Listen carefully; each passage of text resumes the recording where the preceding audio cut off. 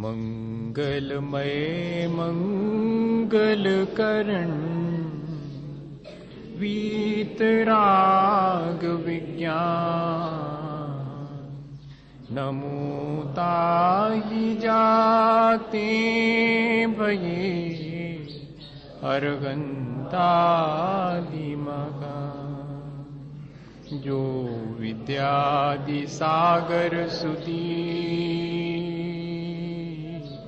जो विद्यादि सागर सुधी गुरु हैं हितैषी शुद्धात्म में निरत नित्य हितोपदेशी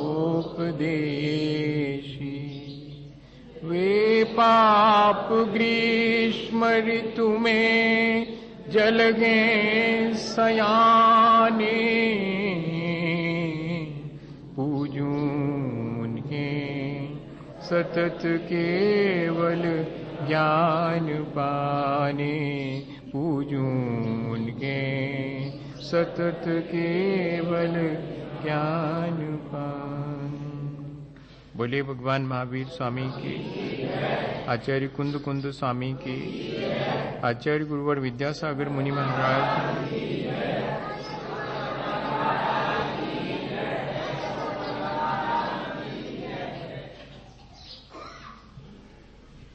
हम सभी अपने जीवन के क्रमिक विकास की प्रक्रिया पर विचार कर रहे हैं। हमें जो मनुष्य जीवन मिला है, हम उसे और कैसे बेहतर बनाएं और कैसे बेहतर ढंग से अपने जीवन को जिएं। आचार्य भगवंतों ने हर व्यक्ति के जीवन को ऊंचा उठाने की प्रक्रिया अपनी अपनी भूमिका के अनुरूप बताई है और सबके लिए एक बहुत कॉमन सी प्रक्रिया भी दी है कि हम जब तक विद्या का अध्ययन करें, अर्जन करें, तब तक हम ब्रह्मचर्य का पालन करते हुए और अपने उस विद्या अध्ययन के काल को व्यतीत करें। फिर यदि विद्या अध्ययन के बाद हमारा मन होता है कि हमें अब संसार से विरक्त होना है, तो हम संसार से विरक्त भी हो सकते हैं। अन्यथा हम अपने क्रमिक विकास की प्रक्रिया में शामिल होते हुए गृहस्थ जीवन को अंगीकार करें और अपने गृहस्थी के दायित्व को पूरा करें। गृहस्थ जीवन में प्रवेश करना और गृहस्थी के दायित्व को शांति पूर्वक और संतोष पूर्वक निर्वाह करना।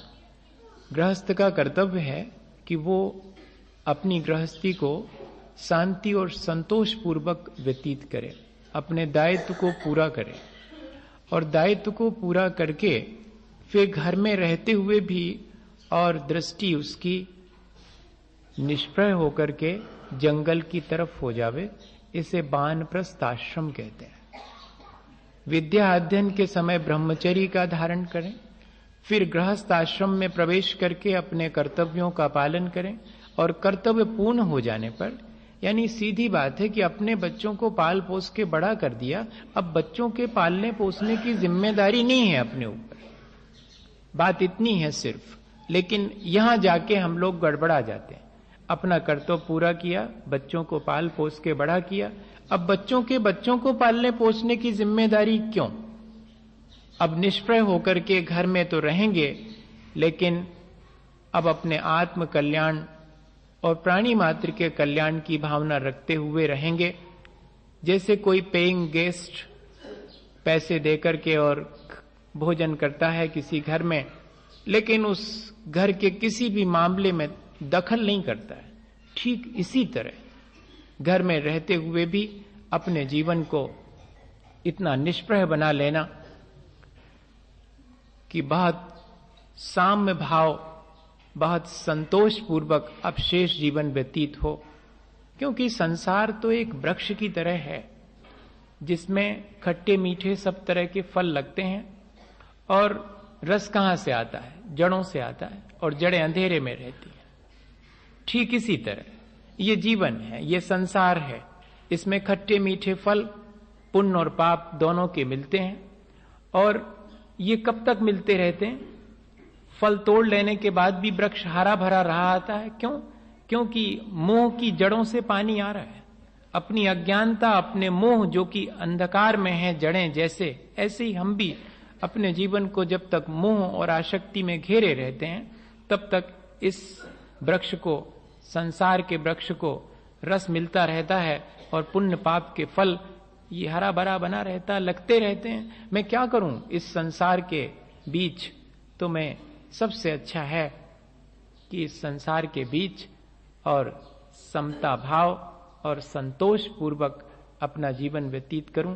यहां इस संसार में खोना और पाना दोनों ही दुखदायी हैं।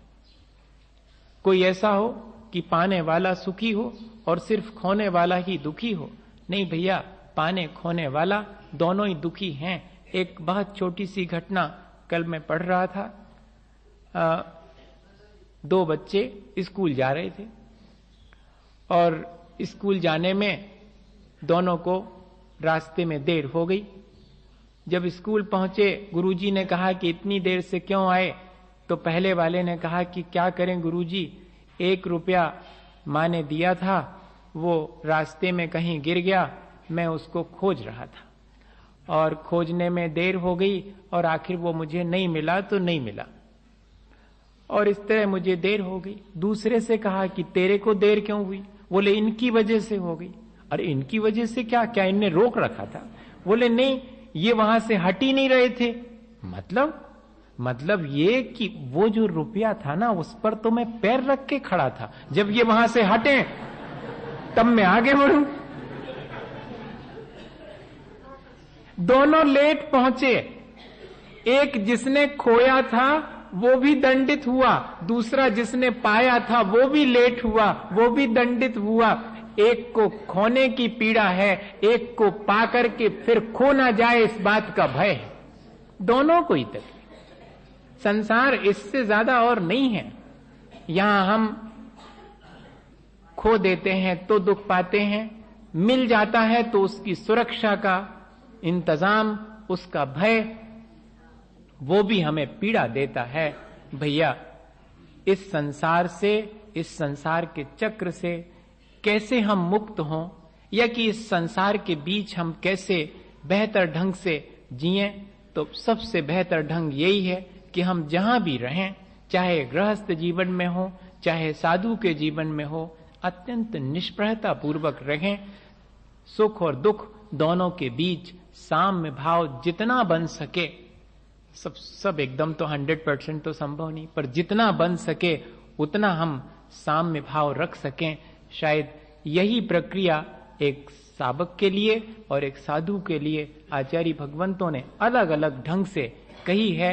आज अपन श्रावक की एक ऐसी ऊंचाई तक पहुंच गए हैं जिसमें एक स्थिति थी कि श्रावक या कि एक गृहस्थ अपने गृहस्थ जीवन की शुरुआत करता है और फिर देखता है वो कि नहीं, अब तो गृहस्थी का भार इधर बेटे ने संभाल लिया है, उधर चौका चूल्हा का भार बहू ने आकर के संभाल लिया है, अब हम क्यों व्यर्थ में इसमें फंसे रहें?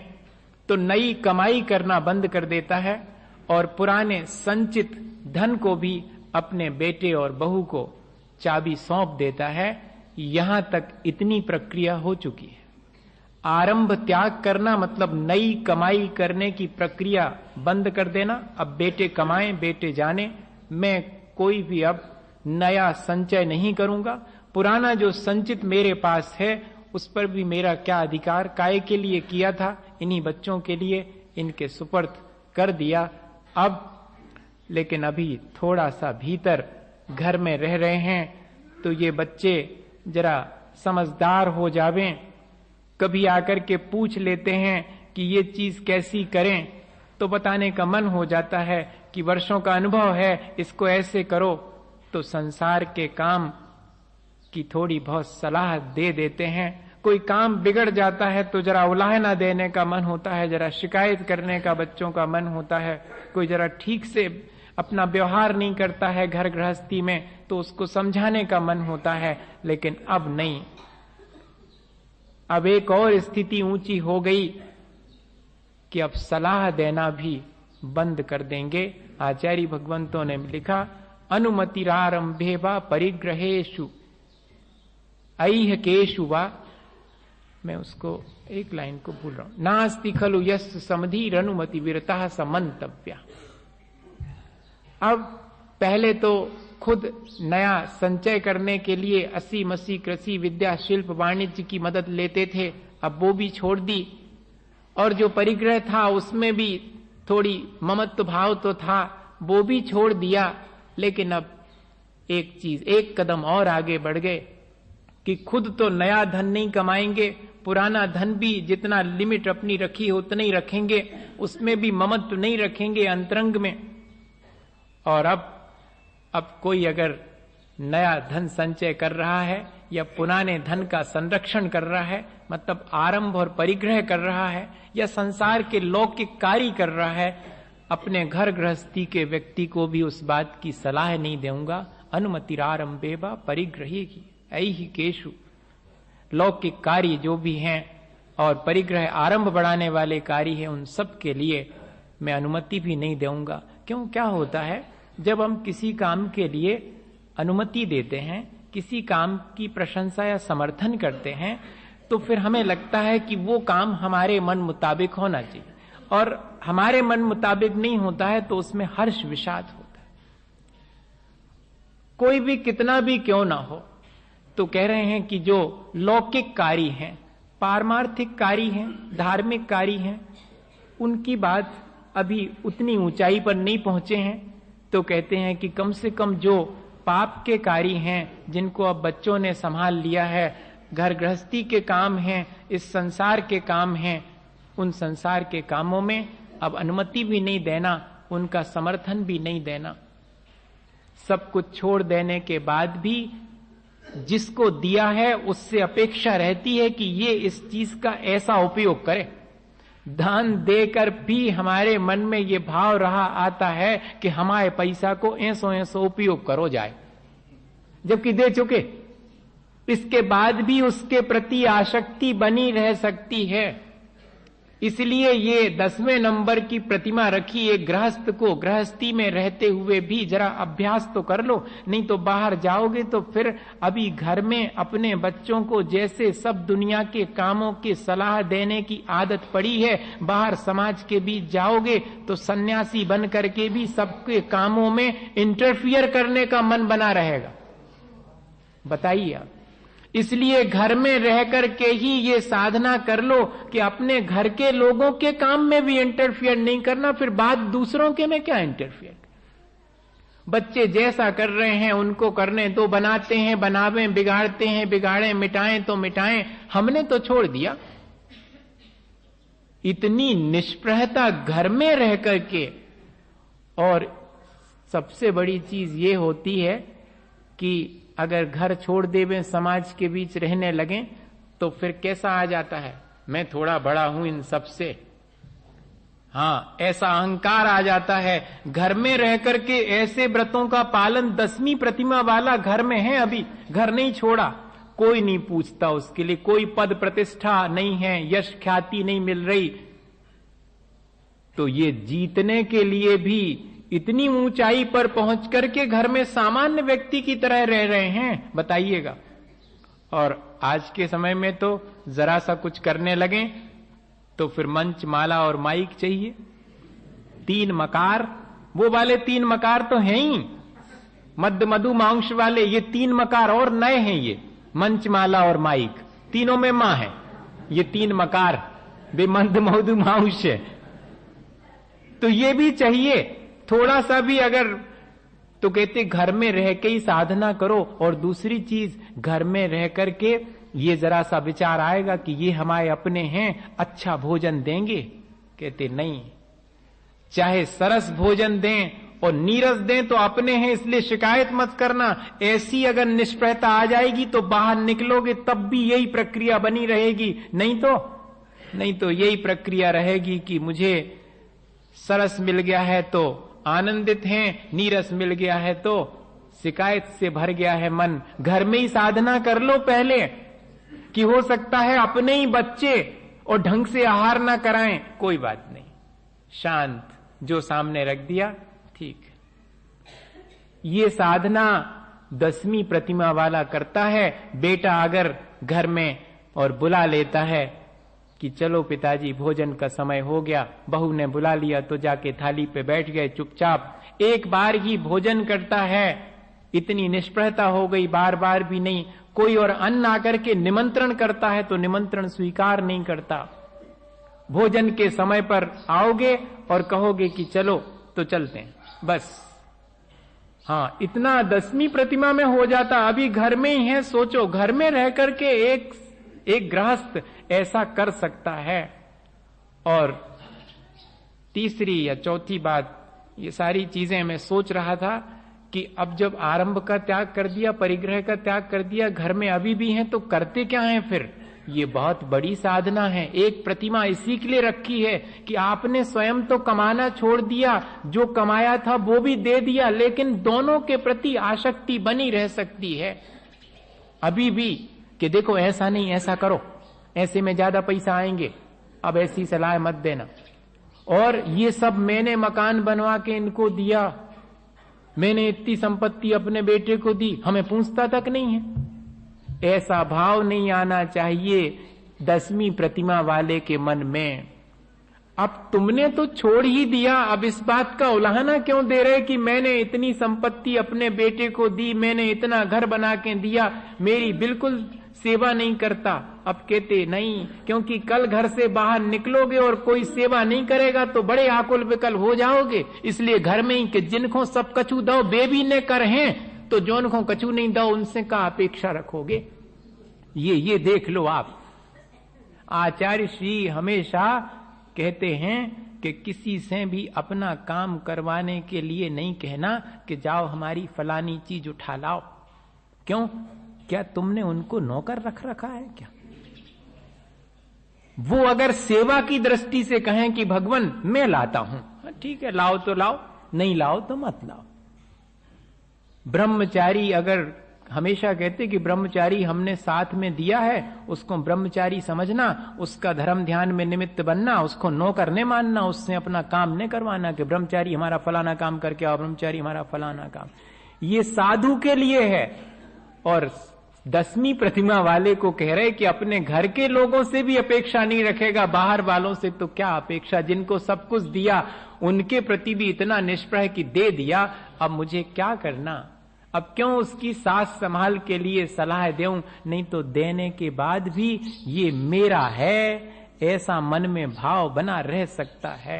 एक घटना सुनाऊं आपको और इतनी ही बात आज अपन करेंगे, पर्याप्त है मेरे ख्याल से, क्योंकि अपन ने बहुत सारी चीजों की साधना करने की पद्धति समझ ली है।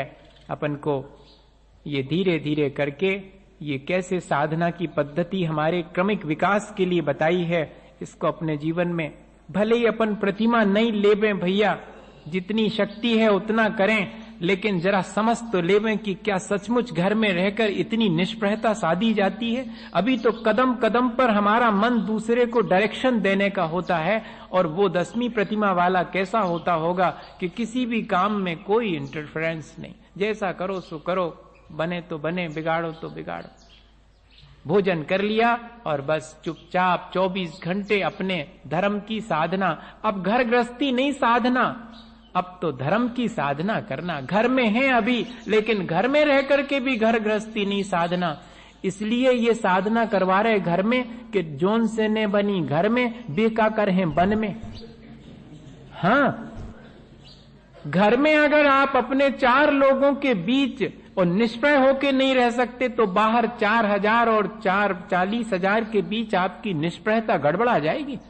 आप अपेक्षाएं रखने लगेंगे कि मेरे अनुसार ऐसा होना चाहिए, मेरे अनुसार ऐसा होना चाहिए। कहते नहीं, तुम्हारे अपने जो हैं, कल तक जिनको अपना मानते थे, उनके बीच भी निष्प्रय होके बताओ, तब मानेंगे कि हाँ वास्तव में अब तुम्हारे मन में इस संसार के प्रति विरक्ति आ गई है। अब साम्य भाव की साधना सधने लगी है। साम्य भाव की साधना ही तो करनी है, घर में रह के करते हैं एक समय तक, फिर उसके बाद साम्य भाव इतना सध जाता है कि बाहर सबके बीच, और अभी तो अपनों के बीच समता रखना सीखा था, अब अपने पराये कोई नहीं रहे, सब अपने हो गए।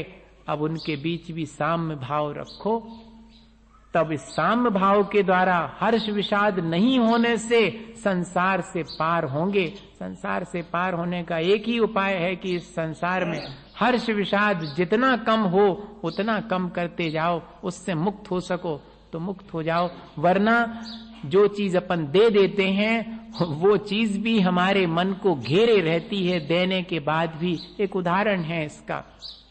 दो मित्र थे, वर्षों के बाद वो मित्र अपने मित्र से मिला और ऐसी गरीबी हालत में मिला कि वो जो रईस मित्र था उसको थोड़ा संकोच लगा कि अरे ये मेरा मित्र कैसी स्थिति से गुजर रहा, मुझे तो मालूम ही नहीं पड़ा।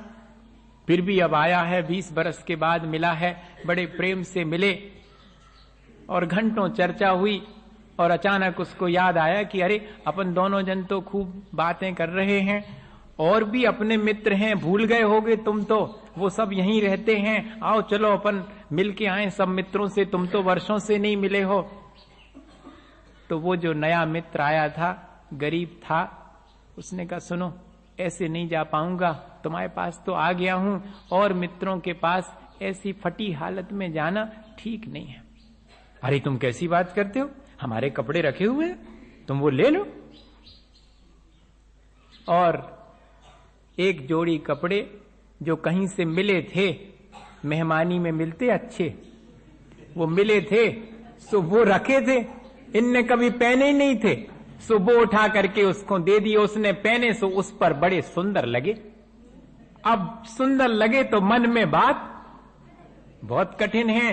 अपनी छोड़ी हुई दी हुई चीज दूसरे को उपयोग करते देख करके विकल्प न आवे, अरे बहुत कठिन है बाबा बहुत कठिन, अति कठिन है। अपनी छोड़ी हुई चीज कोई दूसरा उपयोग कर रहा है तो देख करके लगता कि हमारी है जी, हमारी, अबे भी देने के बाद भी हमारी है।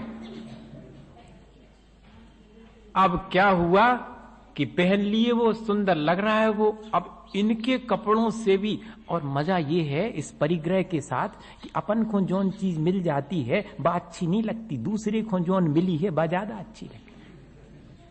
वही कपड़ा दूसरा पहने हुए तो लगता कि बहुत सुंदर है। अपन जब खरीद के वही ले आवे तो 2-4 दिन के बाद अब जो नहीं, अब वो दूसरा नहीं देखते अपन। संसार में ऐसे ही तो होता। अब वो कपड़े दूसरे के बहुत सुंदर लग रहे हैं अपने मित्र के, अब ले गए उसको दूसरे मित्र के यहां पर। सारी चर्चा हुई, ये हमारे पुराने मित्र हैं, 20 बरस के बाद मिले हैं, तुम तो भूल ही गए होगे उस समय हम बचपन में खेला करते थे। और सब बड़ी प्रशंसा अपने मित्र की। और फिर बाद में धीरे से कहा कि रही कपड़ों की सुजी हमारे आए।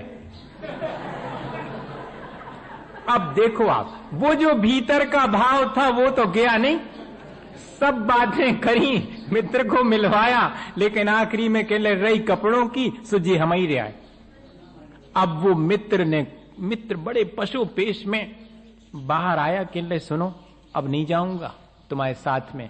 अरे तुमने कपड़े दिए तो ये कहने की क्या जरूरत थी। बोले यार क्या करें, वो बहुत हमने मन में तो बहुत सोचा था कि हम कुछ भी नहीं कहेंगे और क्या करें, लेकिन वो निकल गई बात के लिए। अब हम बहुत सावधान रहेंगे, अब नहीं कहेंगे, कुछ भी नहीं कहेंगे।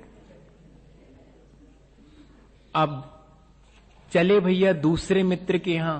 वो बहुत कठिन है बात, इतनी आसान नहीं है जाना भीतर से। अब दूसरे मित्र के यहां गए तो दूसरे मित्र से भी सारी बातें कहीं कि वर्षों बाद आए हैं, बड़े पुराने मित्र हैं, बड़े प्यारे हैं, और हम लोग बचपन में ऐसे ऐसे और खेला करते थे। अब मुंह पर तो वही बात, तो अब बहुत संभाला और फिर बोले कि रही कपड़ों की, कि जे नहीं क्या है। अब बताओ आप, रही कपड़ों की सो ये इन्हीं के हैं। अब ये कहने की क्या आवश्यकता थी कि ये इन्हीं के, लेकिन अब ये नहीं कहा कि मेरे हैं। अब थोड़ा संभाल लिया कि रही कपड़ों की सो ये इन्हीं के हैं कपड़े। अब मित्र ने कहा कि जब मेरे ही हैं तो ये कहने की क्या जरूरत थी। अभी भीतर का भाव गया नहीं है, बहुत कठिन है। अभी थोड़ी बात और रह गई। कहानी और आगे बढ़ती है। तीसरे के घर जाते हैं और सारी चर्चा होती है कि बड़े अच्छे मित्र हैं और वर्षों बाद मिले हैं, और बहुत कोशिश करता है वो कि कुछ भी नहीं बोले, लेकिन आखिरी दम निकलते निकलते और कहता कि रही कपड़ों की, तो मित्र ने घूर के देखा तो कहता मुझे कुछ नहीं कहना कपड़ों के बारे में।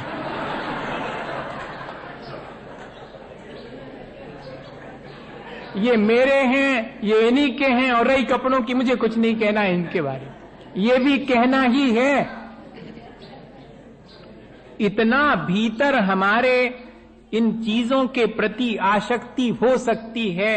आचार्य भगवंत इस बात को समझते थे, इसलिए उन्होंने एक अलग से प्रतिमा रख दी कि सब छोड़ा, लेकिन छोड़ने का भाव भी छोड़ देना कि मैंने ये छोड़ा है, कल तक ये मेरा था। इस तरह का भाव छोड़ना यह भी बहुत कठिन है। अब संसार में रहते हुए अगर हम इतनी निष्प्रहता साध लेवें तो ही हम संसार से पार हो सकते हैं। क्रम क्रम से अगर हम अभ्यास करें, थोड़ा सा अभ्यास अपने जीवन में, जैसे कि बहुत सहज सी चीज है कि अपन जो ज्यादा घर गृहस्थी में इंटरफियर करते हैं, ये जो एक आदत है वो थोड़ी कम होनी चाहिए। हमसे बहुत लोग कहते हैं कि महाराज आप कुछ नहीं बोलते, आप कुछ भी होता रहता कुछ भी नहीं बोलते। अब हम उनसे क्या कहें कि मुनि महाराज होने के बाद वहां कह रहे हैं कि सदगृहस्थ 10वीं प्रतिमा वाला कुछ नहीं बोलेगा, जो करो बनाओ तो मिटाओ तो, सच्चे रास्ते पे चलो गलत पे चलो, जो करने करो। हम कौन होते हैं? 10वीं प्रतिमा वाले को सलाह दी जा रही है कि वो किसी के किसी भी कार्य में पता नहीं कौन किस दृष्टि से क्या कर रहा है, भगवान जाने वो क्या कर रहा है। हम कौन होते हैं? हम तो अपना कल्याण करने के लिए जो हमें करने योग्य है वो करें, दूसरे को क्या करने योग्य है उसकी जिम्मेदारी उसकी है। इतनी निष्प्रहता आना बहुत मुश्किल है, पर साधना तो यही है भैया कि जितना बने उतना संसार में सब देखो, जानो, देखो, बिगड़ो मत। और हम लोग जानते देखते तो हैं कमती और बिगड़ते ज्यादा है। जानो देखो साक्षी भाव से अत्यंत निष्प्रय होकर के संसार में क्या क्या चल रहा है। एक रंगमंच है, जैसे कि जीव आता है रंगमंच पर, अपना नाटक दिखाता, अपना खेल दिखा के बाहर निकल जाता है। ऐसे ही ये संसार है, यहाँ कोई हर्षित है, कोई विषाद से युक्त है, कोई सच्चे रास्ते पर जा रहा है, कोई गलत रास्ते पर जा रहा है। सब तरह के जीव अपने हिसाब से जा रहे हैं। मैं तो सिर्फ जानता देखता हूं, मैं उसमें रचता पसता नहीं हूं। ये अगर चीज हमारे साधना में आ जावे, कम से कम इतना तो कर ही लो भैया घर गृहस्थी में कि जरा जरा सी बातों में, और जो अपन बच्चों को टोका टाकी करते हैं, जरा जरा में उलाहना और शिकायत करते हैं, या तो संस्कार देव तो बचपन से ही देव कि केवे की ने रह जावे, और जब बड़े हो गए तो उसके बाद 16 वर्ष का पुत्र होने के बाद लिखा है कि मित्र के समान व्यवहार करना। अब उसके किसी भी काम में अगर मांगे तो सलाह देना, अन्यथा चुप रहना। मित्र के समान सलाह देना, आप पिता के समान अनुशासन नहीं करना। विनोबा के जीवन की घटना सुनाऊं और बात पूरी हो। उनके पिता ने यही उदाहरण प्रस्तुत किया था। घर में रहते हुए विनोबा को रोज किसी न किसी काम की डांट पड़ती थी। कोई ना कोई गलती निकाल ही लेते थे पिता। रात 9 बजे भी आएंगे लौट करके, और विनोबा सो गए होंगे तो जगवाएंगे, विन्या सो गया क्या? हाँ सो गया, जगाओ तो। जगा करके पूछेंगे कि फलाना काम किया था, वो तो नहीं कर पाए, तो डांटेंगे और डांट करके कहेंगे जाओ कल कर लेना, सो जाओ। ठीक है। अब एक दिन ऐसा हुआ कि पिता आए, विन्या जाग रहे हैं, बचपन का नाम विन्या था उनका, विनोबा का, तो जाग रहे हैं, फिर भी पिता ने कुछ नहीं बुलाया, नहीं आज तो डांटा भी नहीं। अब ये बड़े मुश्किल में, देखो मुश्किल में, नींद नहीं आई रात ठीक से। सुबह 4 बजे मां उठी तो ये भी उठ गए। मां कल पिता आए और पिता ने मेरे से कुछ भी नहीं कहा।